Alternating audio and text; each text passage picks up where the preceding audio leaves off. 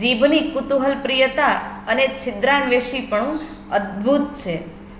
જીભની કુતૂહલ પ્રિયતા, જિજ્ઞાસા પ્રિયતા અને છિદ્રાન્વેષીપણું બીજાના દોષ શોધનારી અદ્ભુત છે. દાંતના ખૂણે ખૂણામાં એ ફરી વળે છે.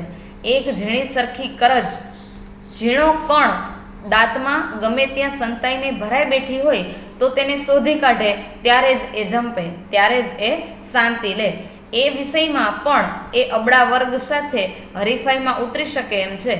લેખકે વારંવાર સ્ત્રી વર્ગ સાથે જીભને સરખાવી છે કે નાના નાના દોષ કાઢવામાં પણ એ અબળા વર્ગ સાથે સ્પર્ધામાં ઉતરી શકે એમ છે.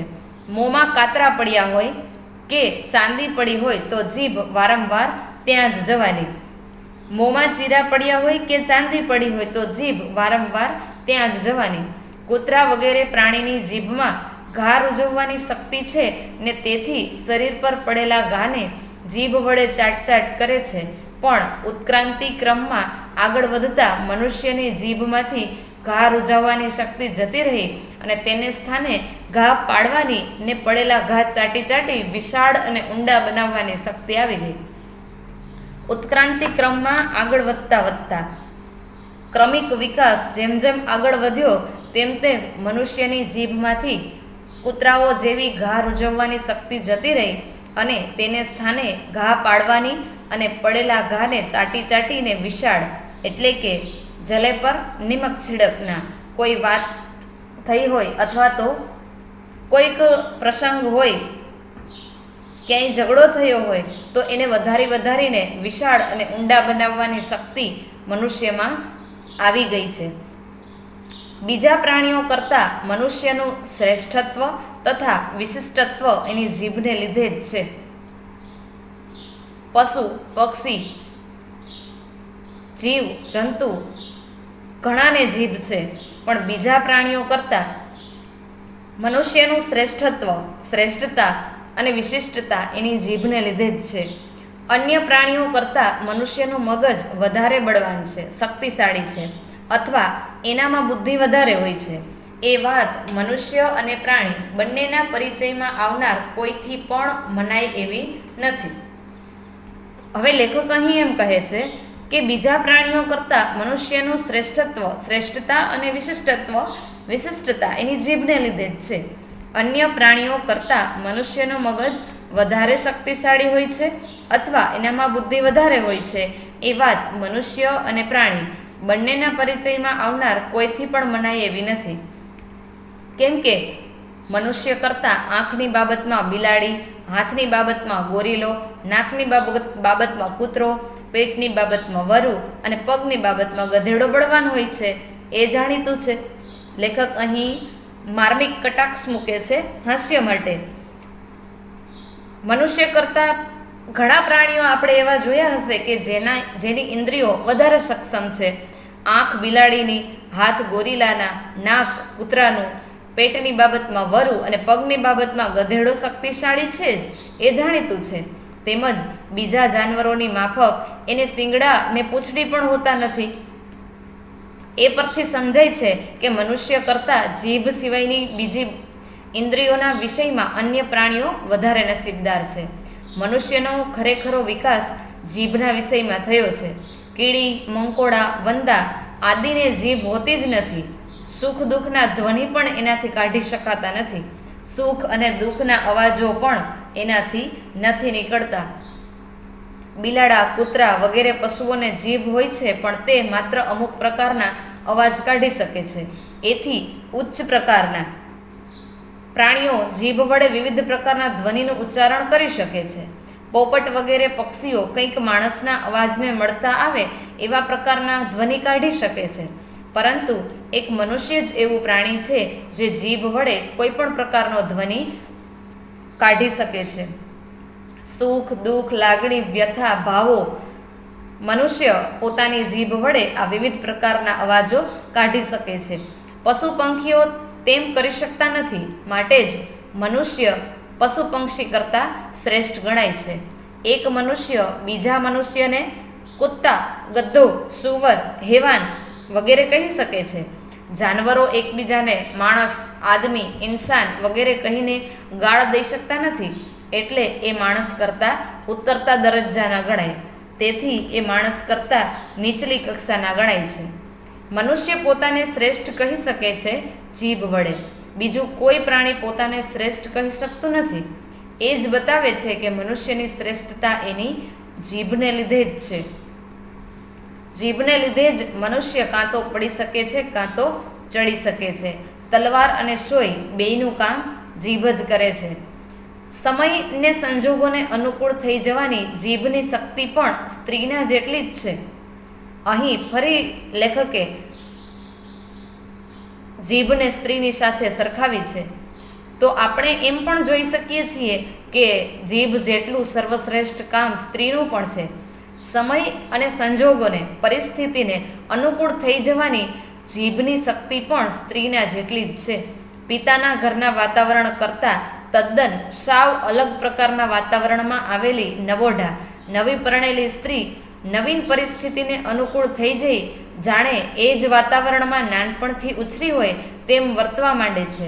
તે જ પ્રમાણે જીભ પણ સંજોગો બદલાતા તરત તેને અનુકૂળ થઈ જાય છે. સુધારકો પર તીવ્ર બાણ વરસાવતી જીભ સંજોગોમાં ફેરફાર થતાં તરત જ સુધારકની પ્રશંસા કરવા મંડી પડે છે. ઘરને ખૂણે ઉપરી અમલદારની સખત ઝાટકણી કાઢતી જીભ એ અમલદારના સાનિધ્યમાં એના ગુણગાન ગાવા મંડી પડે છે.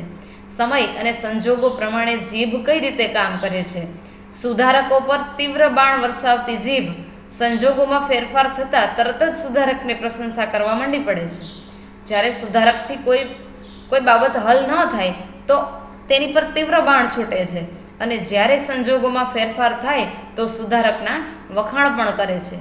ઘરને ખૂણે ઉપરી અમલદારની સખત ઝાટકણી કાઢતી જીભ ઓફિસમાં કે કોઈ પણ કાર્યના સ્થળે અમલદારની ઝાટકણી નથી નીકળી શકતી, એટલે ઘરને ખૂણે ઉપરી અમલદારની સખત ઝાટકણી કાઢતી, તેની વગવણી કરતી જીભ અમલદારના સાનિધ્યમાં એની સમીપ એના ગુણગાન ગાવા મંડી પડે છે. અહીં લેખકે થોડા ઉદાહરણો મૂક્યા છે. એક ગાડીવાળાએ એક નાના છોકરાને કંઈક વાકસર તમાચો માર્યો. છોકરો રડતો રડતો પોતાના પિતા પાસે ગયો. એનો પિતા ખૂબ ઉશ્કેરાઈ ગયો, ખૂબ ગુસ્સે થયો. કોણે માર્યો મારા છોકરાને? એની છાલ ઉખેડી નાખું. જોઉં તો ખરો, મારા છોકરાને આંગળી અડાડવાની હિંમત કોણે કરી? એમ બોલતો એ છોકરાને લઈ અને આગળ આવ્યો. છોકરાએ ગાડીવાળાને બતાવી કહ્યું, આણે માર્યો, 6 ફૂટ ઊંચા અને 200 રતલ વજનવાળા.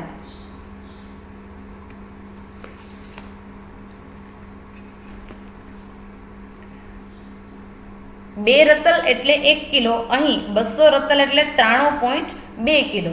93.2 કિલો વજનવાળા ગાડીવાળાએ આગળ આવી, હા મેં માર્યો, શું છે કહીને બાઈ ચડાવવા માંડી.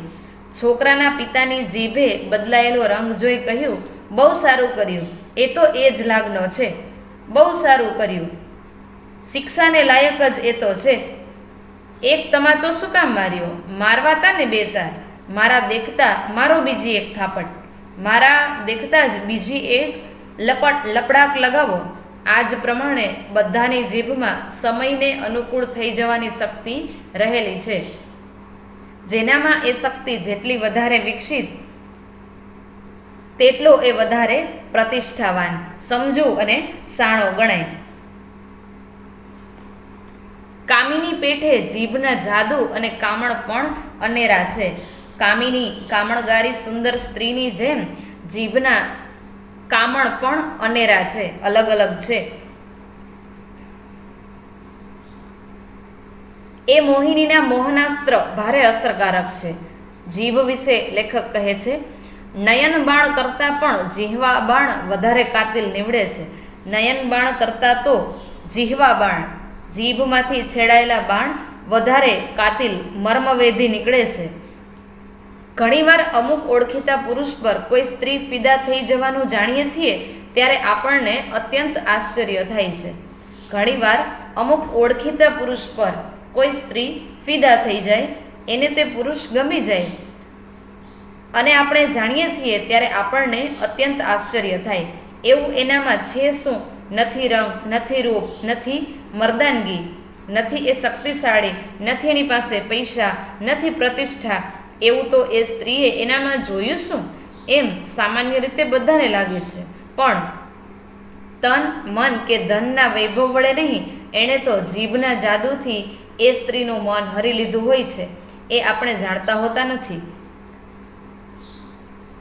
અભિમન્યુ પર નયનોના જાદુ અજમાવી ચૂકેલી ઉત્તરાને જીભના જાદુ અજમાવવાનો વધારે અવસર, વધારે તક મળી હોત તો એ વીર પુરુષ બની રણસંગ્રામમાં જઈ સ્વર્ગવાસી બનવાને બદલે ધીર પુરુષ બની, ધીરજ રાખનારો પુરુષ બની નમૂનેદાર ગૃહસ્થાશ્રમી થયો હોત.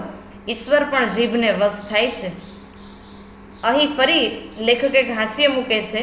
અભિમન્યુ તો વીર ક્ષત્રિય પુરુષ હતો. અભિમન્યુ પર નયનોના જાદુ અજમાવી ચૂકેલી ઉત્તરાને જીભના જાદુ અજમાવવાની તક મળી હોત તો એ વીર પુરુષ બની રણસંગ્રામમાં જઈ સ્વર્ગવાસી બનવાને બદલે અભિમન્યુ ધીર ગંભીર પુરુષ બની નમૂનેદાર ગૃહસ્થાશ્રમી ઘર સાચવનાર, સંસાર સાચવનાર થયો હોત. ઈશ્વર પણ જીભને વશ થાય છે. માત્ર મનથી નહીં પણ જીભ વડે સ્તોત્રો ગાઈ ઈશ્વર પ્રાર્થના કરવી જોઈએ, તેનું કારણ પણ આ જ છે.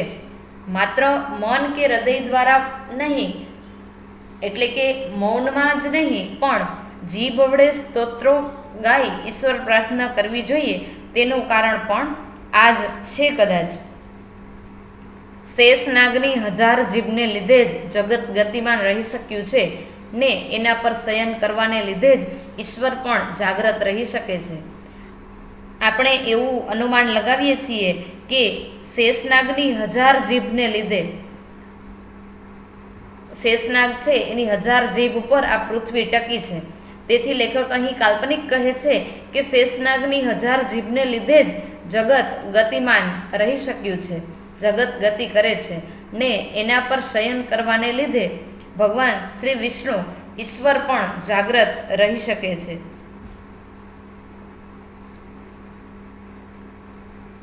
જેમ દેશ દેશની જીભો વિશિષ્ટ પ્રકારની હોય છે, તેમ ભિન્ન ભિન્ન વ્યક્તિની જીભની ખાસિયત પણ જુદી જુદી જાતની હોય છે.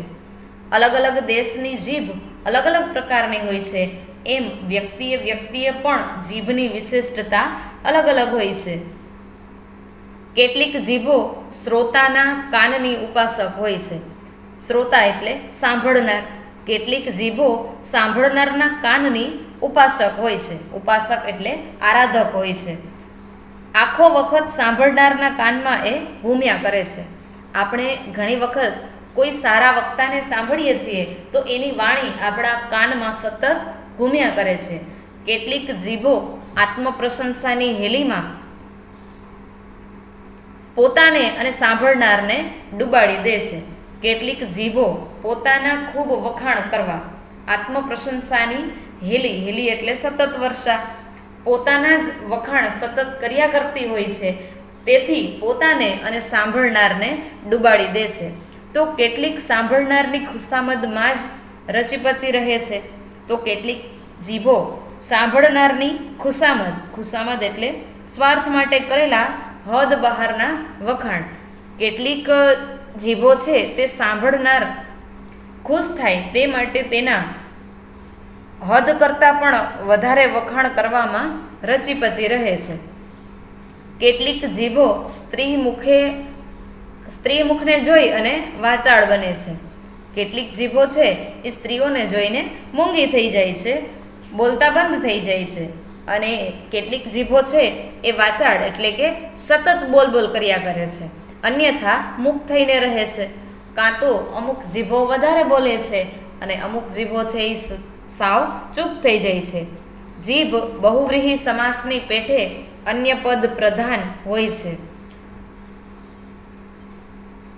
બહુવ્રીહી સમાસમાં કેમ એક કરતાં વધારે પદ હોય છે, સમાસનો એક પ્રકાર જેમાં એક કરતાં વધારે પદ હોય છે, તેમ ની જેમ પેઠે એટલે બહુવ્રીહી સમાસની જેમ અન્ય પદ પ્રધાન હોય છે. જેમ કે વિધવા જેનો કોઈ પતિ નથી, તે તો અન્ય પદ પ્રધાન હોય છે. બીજાના જ મનના વિચારની વાહક બને છે. બીજા કહે તેમ કરે છે. બીજાના મનના વિચારોની વાહક રહે છે. વાહક એટલે વહન કરનાર હોય છે. કેટલીક જીભો કાતરનું કામ કરે છે, કેટલીક સોયની ગરજ સારે છે. કેટલીક જીભો બીજાના સંબંધો તોડાવવા, બીજાના ઝઘડાઓ કરાવવા એમ કાતરનું કામ કરે છે, તો કેટલીક સોયની ગરજ સારે છે, એ સંબંધોને ફરીથી બાંધવાનું કામ કરે છે. કેટલીક નેતરની સોટીનો ખ્યાલ આપે છે, તો કેટલીક જીભ છે એ નેતરની સોટી એટલે કે કડકાઈનો ખ્યાલ આપે છે.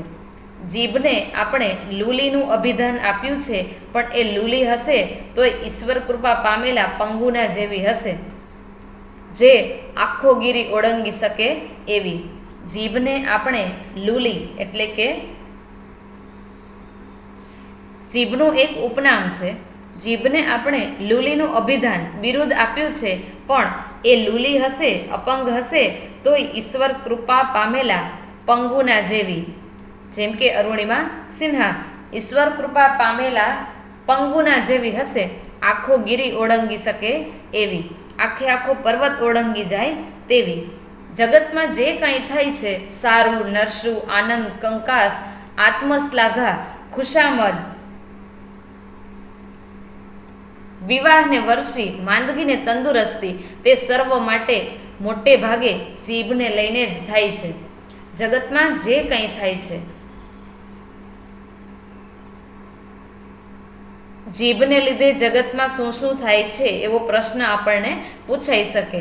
જગતમાં જે કંઈ થાય છે, સારું ખરાબ, આનંદ કે ઝઘડા, આત્મશ્લાઘા એટલે કે પોતે જ પોતાના વખાણ કરવા, ખુશામદ બીજાના વખાણ કરવા, વિવાહને વર્ષી, માંદગી અને તંદુરસ્તી, તે સર્વે માટે મોટે ભાગે જીભને લઈને જ થાય છે. સિદ્ધાંત તરીકે જીભ પર અંકુશ રાખવાની શક્તિ મનુષ્યમાં છે. નિયમ પ્રમાણે જીભ પર અંકુશ રાખવો, જીભ પર આપણે અંકુશ રાખી શકીએ છીએ. જીભને આપણે જ્યારે બંધ કરવી હોય ત્યારે કરી શકીએ છીએ. તેની પર નિયંત્રણ આપણે રાખી શકીએ છીએ. એ શક્તિ મનુષ્યમાં છે, પણ ખરી રીતે જોતા સત્તા હેઠળ એ દબાઈ જાય છે.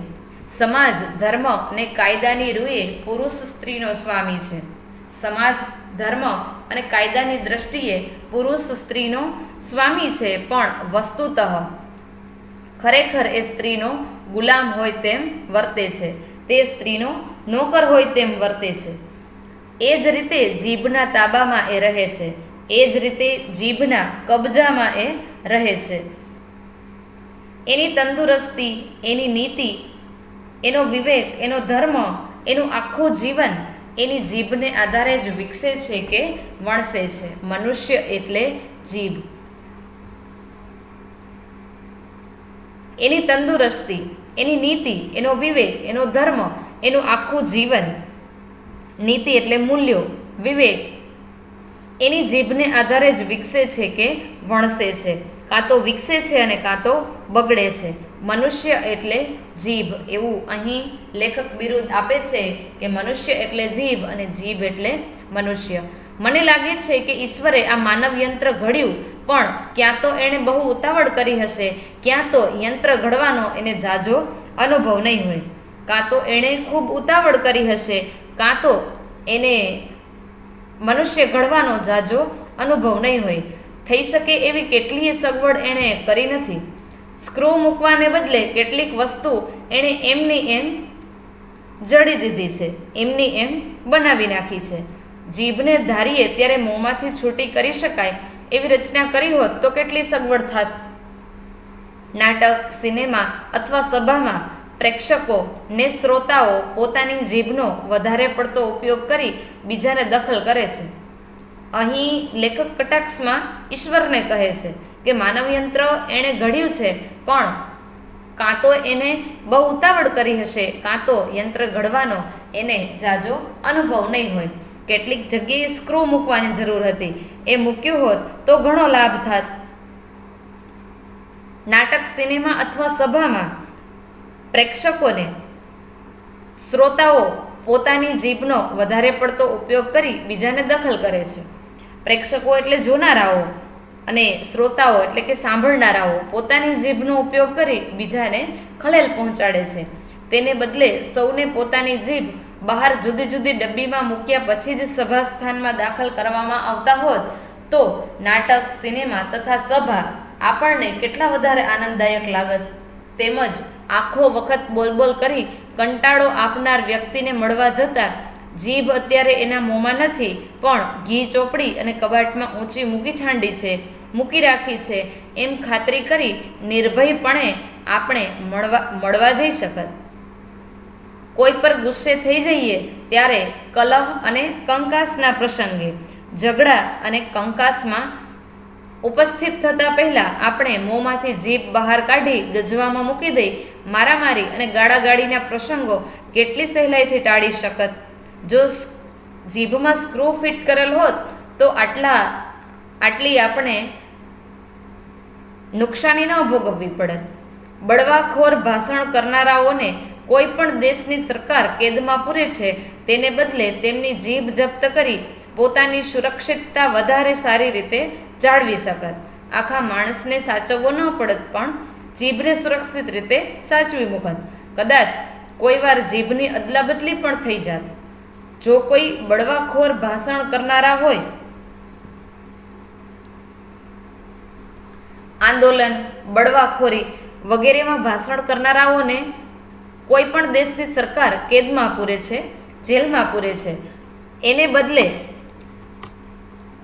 જો તેની જીભને લઈ જાત તો જીભ જપ્ત કરી પોતાની સુરક્ષિતતા વધારે સારી રીતે જાળવી શકત. કદાચ કોઈ વાર જીભની અદલાબદલી પણ થઈ જાય, પણ તેમાં કંઈ નુકસાન ન થાત, ઉલટો ફાયદો જ થાત. બાળકના મોંમાં કોઈ વૃદ્ધની જીભ આવતા તે અનુભવભરી વાણીના ઉદ્ગાર કાઢી શકત. રામનું રટણ કરનારી જીભ ખ્રિસ્તીના ઉપાસકના મોંમાં જઈ, રહીમને ભજનારી જીભ બ્રાહ્મણના મુખમાં જઈ ચડીને રામનું રટણ કરનારી જીભ ખ્રિસ્તના ઉપાસકના મોંમાં જઈ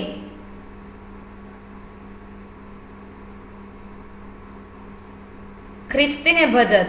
રહીમને ભજનારી જીભ બ્રાહ્મણના મુખમાં જઈ ચડીને રામને ભજત. રહીમ ને ગોડની એકતા આપોઆપ સિદ્ધ કરત. હજી ઈશ્વરને આટલો સુધારો કરવાનું સૂઝે તો ખોટું નહીં. પ્રતિકૂળ સંજોગોમાં પણ આનંદથી સી રીતે કર્તવ્ય બજાવ્યા જવાય એ જીભ આપણને શીખવે છે. પ્રતિકૂળ સંજોગો, જ્યારે આપણી અનુકૂળ પરિસ્થિતિ હોય ત્યારે તો આપણને ગમે જ છે, પણ પ્રતિકૂળ સંજોગો, આપણને ન ગમતી પરિસ્થિતિમાં પણ આનંદથી સી રીતે ફરજ બજાવીએ જવાય એ જીભ આપણને શીખવે છે. આગળ 32 ભૈયા જેવા મજબૂત દાંત, પાછળ ગળાની ઊંડી ખાઈ, અનેક પ્રકારના ટાઢા ઊના તીખા ખારા પદાર્થોનો સતત મારો, સંચલન માટે ઓછામાં ઓછી જગ્યા, સૂર્યનો જરાય પ્રકાશ ન આવે એવી સાંકડી અંધારી જગ્યામાં લપાઈ રહેવાનું. આવી અનેક પ્રતિકૂળતાઓ છતાં જીભ આનંદથી નિર્ભયપણે પોતાનું કાર્ય કરી જાય છે.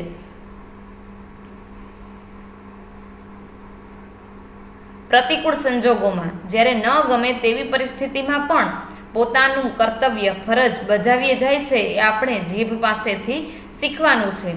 આગળ 32 ભૈયા જેવા મજબૂત દાંત, તેનાથી આગળ તો તે જઈ ન શકે. પાછળ ગળાની ઊંડી ખાઈ, પાછળ ઊંડી ખીણ છે, એમાં પણ તે ન જઈ શકે.